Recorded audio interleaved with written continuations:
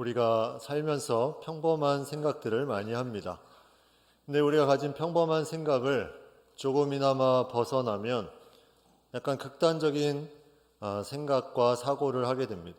예를 들어서 아내가 집에 왔는데 무뚝뚝한 남편이 갑자기 여보 사랑해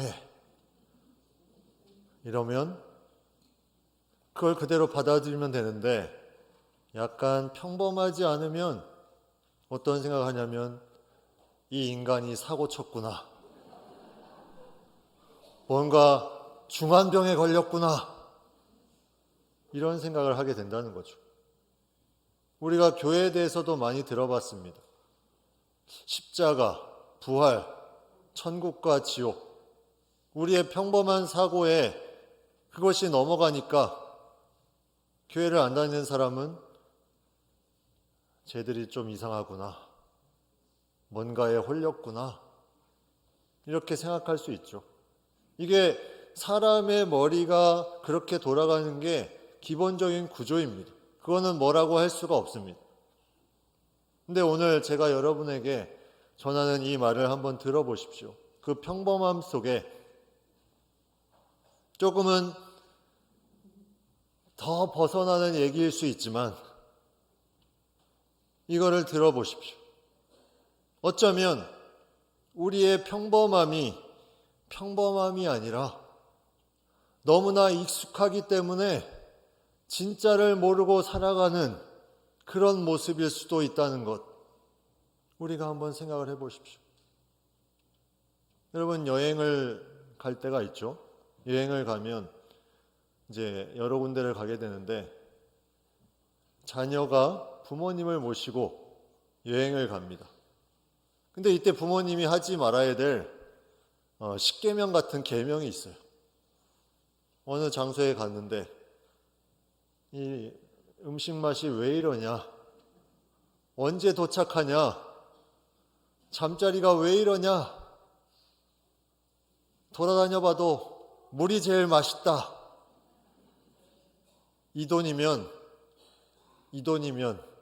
내가 원하는 거 사면 되는데. 이런 말을 하면 자녀가 기운이 팍 빠지죠. 그러고 나서 마지막에 뭐라고 말합니까? 결정타로 집이 제일 편하다. 네, 집이 제일 편하다. 몇백만 원 들여가지고 자녀가 여행시켜줬는데 집이 제일 편하다. 우리 부모님들 혹시 이런 여행을 누가 모시고 가면 너무 좋다. 여기가 너무나 좋다. 이렇게 얘기를 하시기 바랍니다. 근데 집이 제일 좋은 건 사실이에요. 아무리 좋은 장소, 아무리 좋은 먹을거리가 있어도 오랜 시간 계속해서 머무는 곳은 집보다 좋은 곳이 없습니다. 그래서 어르신들이 무슨 말을 합니까? 집 떠나면 고생이다.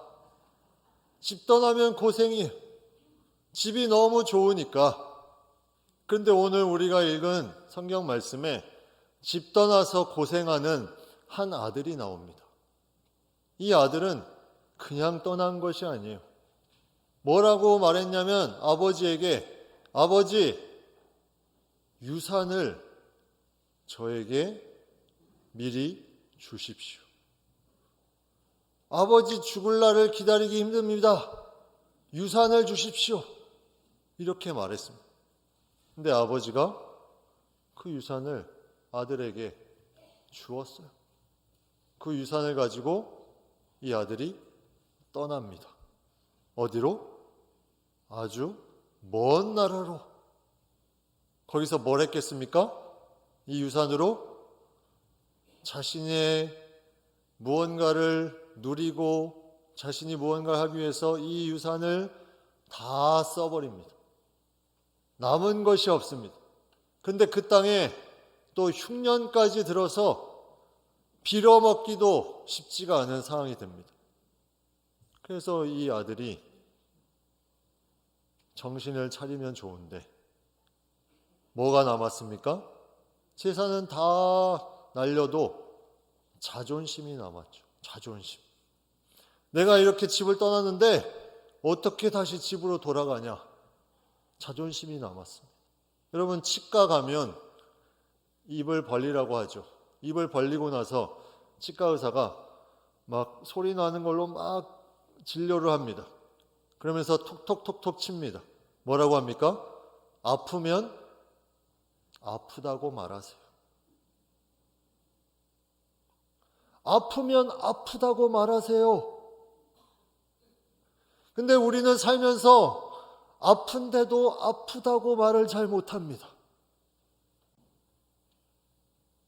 오늘 이 본문의 아들이 너무 아픈데 무엇 때문에? 자존심 때문에 아프다고 말을 못해요. 그래서 돼지 치는 집에 가서 그 돼지에게 주는 열매, 그것을 먹고 하루하루 버팁니다. 왜요? 자존심 때문에. 내 생각의 테두리에 나는 이런 사람이다. 나는 아버지 집을 떠났는데 자존심이 있기 때문에 다시 돌아갈 수 없어. 이 자존심. 그런데 이제는 돼지가 먹는 열매조차 주는 사람이 없어집니다. 이제 생각합니다. 이 아들이 이제는 더 이상 살 수 없다. 이제 살기라도 해야 되니까 나의 자존심을 버리고 아버지 집에 가서, 이제 아들은 글렀으니 내가 그 아버지의 마음을 아프게 하고 나왔으니 이제 아들로서 가는 게 아니라 품꾼으로 가겠습니다. 품꾼으로, 다시 말하면 아버지의 집에 종으로 가겠습니다. 이렇게 다짐을 합니다. 그리고 어깨가 축 처진 채 뚜벅뚜벅 아버지 집으로 걸어갑니다.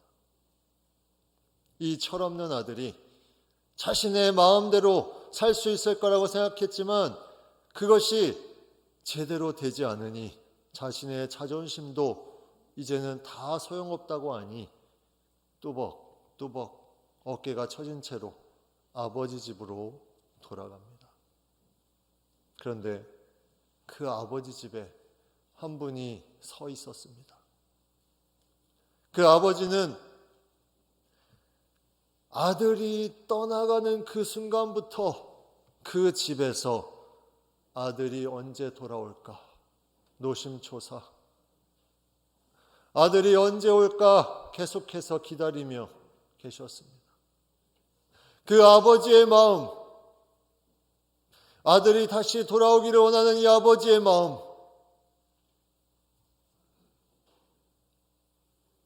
오늘 이 성경에 나와 있는 이 아버지는 바로 교회에서 믿는 하나님을 나타내고 있습니다.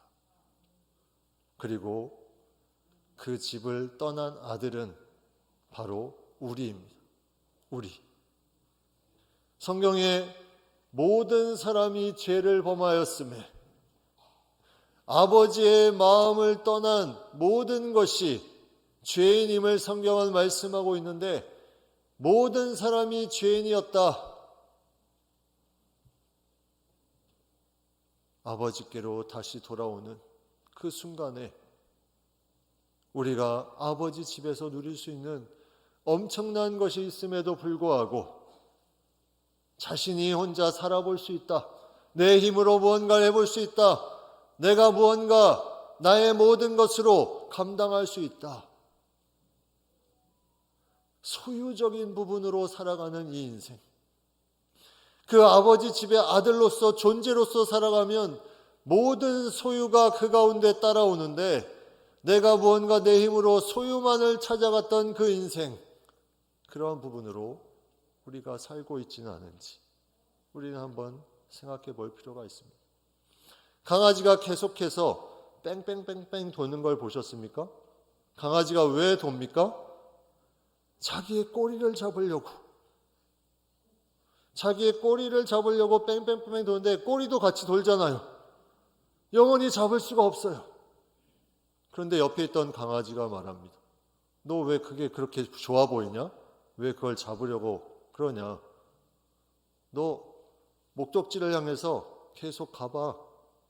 그러면 그 뒤에 꼬리는 너를 자연스럽게 따라와. 우리가 잡으려고 하는 것, 우리의 인생이 그랬습니다. 뺑뺑뺑뺑 돌다가 이것을 집으로 향해서 나아가니까 우리가 잡으려고 하는 것이 자연스럽게 따라옵니다. 아버지의 집으로 가는 것이 우리의 존재가 새롭게 되는, 우리의 모습이 내가 무언가 내 힘으로 하렸던 그 모습이 아니라 아버지께서 주시는 존재로서 아버지의 집에 있는 것을 다 누릴 수 있음에도 그것을 팽개치고 나아갔던 우리의 모습. 아버지가 그 가운데 기다리시면서 그 아들이 돌아오기만을 기다리셨습니다. 저 멀리서 돌아오는 아들을 보고 거리가 저 멀리 있음에도 달려가서 그 아들을 끌어안습니다. 이 아들은 이제 내가 품꾼으로 종으로 아버지 집에 돌아가겠다 했는데 아들은 다른 자녀와 똑같이 자녀로 끌어안으시고 잔치를 베푸셨습니다. 끌어안으시고 이제 이 아들이 생각하는 그러한 종살이를 하지 않고 다시 아버지 집에서 아버지의 자녀로 살아갈 수 있는, 아버지의 기쁨이 되는 귀한 삶을 살아가게 될 수 있었다는 거죠. 그러나 우리는 여기서 생각해 볼 것이 있습니다. 그렇다면 왜 아버지는 그때 유산을 줘서 나를 힘들게 했습니까? 그때 막았으면 되는 것 아닙니까? 왜 나를 강제로 끌고 집으로 다시 오게 하지 않습니까? 이 세상에 하나님이 창조하시고 하나님이 한 가지 중요한 법칙을 세우셨는데 그게 뭐냐면 사랑이었습니다. 사랑. 하나님이 지으신 그 모든 피조세계가 강요에 의해서 억지로 움직여지는 것이 아니라, 힘과 권력에 의해서 움직여지는 것이 아니라 사랑에 의해서 움직여지기 때문에 우리 인간에게도 그 사랑의 마음으로 자유를 허락하셨다는 거죠. 그런데 그 자유를 가지고 돌아오지 않으니까 아버지가 너무나 안타까워하시면서 그 문 앞에서 나갔을 그 순간부터 돌아오는 순간까지 기다리셨다는 거예요. 그런데도 사람은 모릅니다. 여러분, 교회에 대해서 많이 들었지만 정말 신앙에 대해서 정말 이것이 마음에 새겨지기까지 이게 얼마나 힘든 건지 교회 다니시는 분도 알 것이고 그렇지 않은 분도 마음에 와닿지 않는 부분이 있을 겁니다. 그래서 하나님이 우리를 위해서 보내주신 분이 있으세요. 너희가 그렇게 하나님의 사랑을 모르니 내가 너희에게 중요한 선물을 주겠다. 여러분, 집에서 자녀들이 엄마 나 사랑해? 아빠 나 사랑해? 이렇게 물어보면 사랑한다 그러면 자녀들이 잘 모르죠. 뭔가 선물을 바라는 거죠. 선물을 딱 주면, 원하는 걸 주면 아, 우리 엄마 아빠가 나를 사랑하는구나. 하나님이 우리에게 선물로 주셨는데 그 사랑을 알게 하기 위해서 그 아들 예수 그리스도를 이 땅에 보내셨습니다. 아들을 보내사 우리 죄를 대신해서 아버지의 집을 대신 떠난 그 죄를 대신해서 십자가에 달려 죽으시기까지 우리를 사랑하셨습니다. 이 사랑을 하나님께서 우리에게 보여주시며 내가 이렇게 너희를 사랑한다. 내가 너희를 위해서 이렇게 내 사랑하는 아들을 이 땅에 보내사 너희를 위해서 대신 십자가에 달리도록 그렇게 너희를 사랑한다. 그러니 이거에 반응을 해다오. 기독교가 종교였다면 여러분을 초청하지 않았을 것입니다. 기독교가 그냥 여러 종교 중에 하나였다면 여러분을 이곳에 부르지 않았을 것입니다. 그러나 기독교는 삶입니다. 하나님이 저희를 함께 하시고 집으로 부르사 이 모든 원래의 모습으로 회복시키기를 원하는 하나님의 삶이기에 여러분을 초청한 것입니다. 우리 교회로 오라가 아니라 예수님을 믿으라. 예수님의 사랑을 믿고 다시 아버지의 집으로 가십시오. 나의 자존심을 내려놓고 나의 평범한 그 생각에 그것을 뛰어넘는 너무나 극단적인 사고와 생각을 내려놓고 어쩌면 이것이 정말 내 삶의 평범한 모습일 수도 있겠구나. 여러분, 이 모습으로 한번 생각을 해보십시오. 한 사람이 무덤가에 갔더니 이런 글이 있었습니다. 나도 전에는 당신처럼 그 자리에 그렇게 서 있었어. 이 글을 보고 웃었습니다. 그 옆에 또 이러한 글이 있었습니다. 나도 전에는 당신처럼 그곳에 서서 그렇게 웃고 있었어. 그 뒤에 이런 글이 있었습니다. 이제 당신도 나처럼 준비를 하시오. 여러분, 이 땅에 살면서 무엇을 위해서 달려가고 있습니까? 내가 계속 강아지 꼬리를 잡듯이 뱅뱅뱅뱅 돌고 있는 그 모습, 나의 문제를 내가 해결하려고 하는 그 모습, 아버지의 집으로 가면 되는데 이 나의 평범한 사고가 그것을 막기 때문에 그러한 모습이 극단적인 사고로 치우쳐서 그것을 하지 못하는 이런 안타까운 모습. 그러나 그것은 이 땅에서 우리가 반응하지 않으면 더 이상 반응할 수 없는 기회가 없다는 것. 요한복음 3장 16절, 하나님이 세상을 이처럼 사랑하사 독생자를 주셨으니 이는 그를 믿는 자마다 멸망하지 않고 영생을, 영원한 생명을 얻게 하려 하십니다. 멸망하지 않고 아들이 돌아갔습니다. 멸망하지 않기 위해서 아버지의 집에서 모든 것을 누릴 수 있는 그것이 그 시간의 끝이 아니라 영원히 누릴 수 있는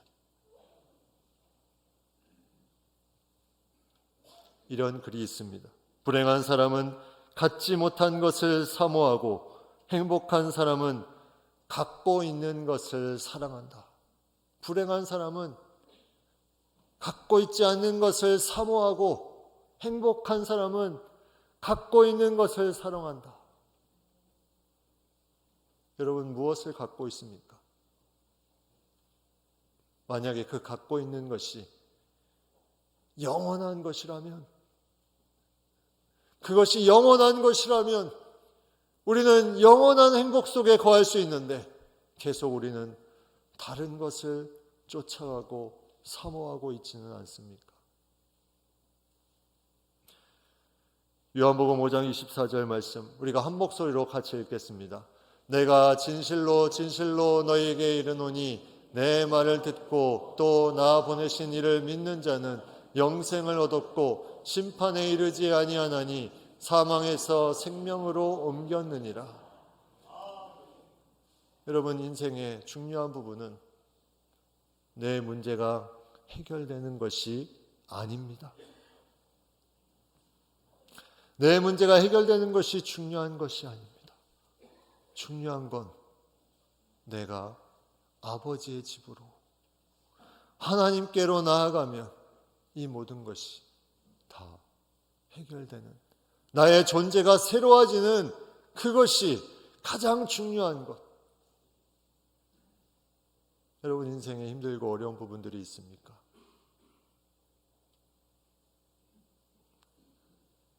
정말 이것 때문에 너무나 어렵다. 너무나 못 살겠다. 아니, 지금 있는 삶이 너무나 익숙하다. 너무나 익숙해서 이것이 그냥 끝인 것 같다. 그런데 이 익숙함 때문에 정말 소중한 것을 우리는 잊어버릴 때가 있다는 거죠. 이 익숙함이 계속 흘러가는데 정말 소중한 것을 내가 찾지 못해서 어려운 때가 있을 수 있다는 겁니다. 우리의 삶에 가장 중요하고 소중한 부분, 예수님께서 이 땅에 우리를 위해서 오시고 하나님께서 계속 우리를 사랑하사 기다려주시고 인내하시고 우리를 위해서 계속 저 멀리서 아들이 돌아오기만을 기다리는 이 아버지의 마음, 이 마음은 우리가 아버지 집으로 돌아가면 풍성하게 누릴 수 있는 아버지가 주시는 원래 우리 사람에게 주신 놀라운 기림을 우리가 마음속에 새기고 우리가 이러한 마음으로 다시 한번 우리의 삶을 돌아볼 수 있는 오늘 여기에 오신 모든 분들 다 될 수 있기를 간절히 바랍니다. 같이 기도하겠습니다.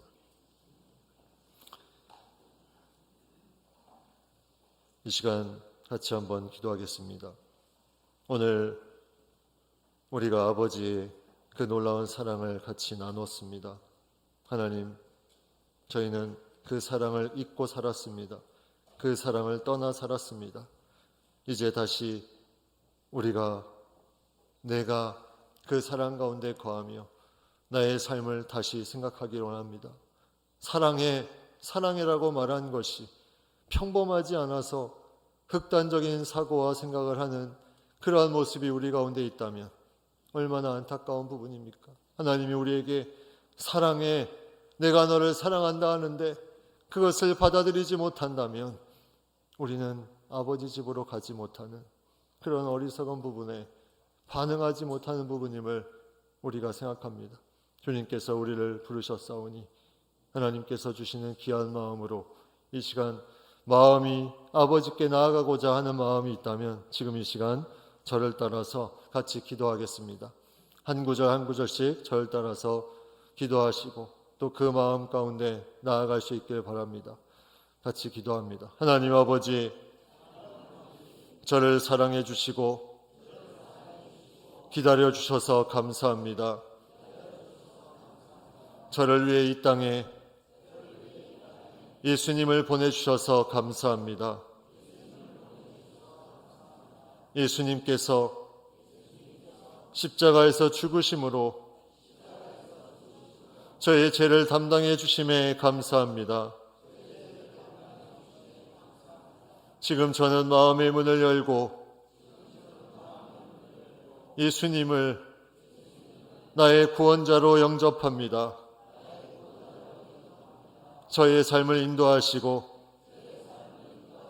아버지 집에서 주의 자녀로 행복을 누리게 하옵소서.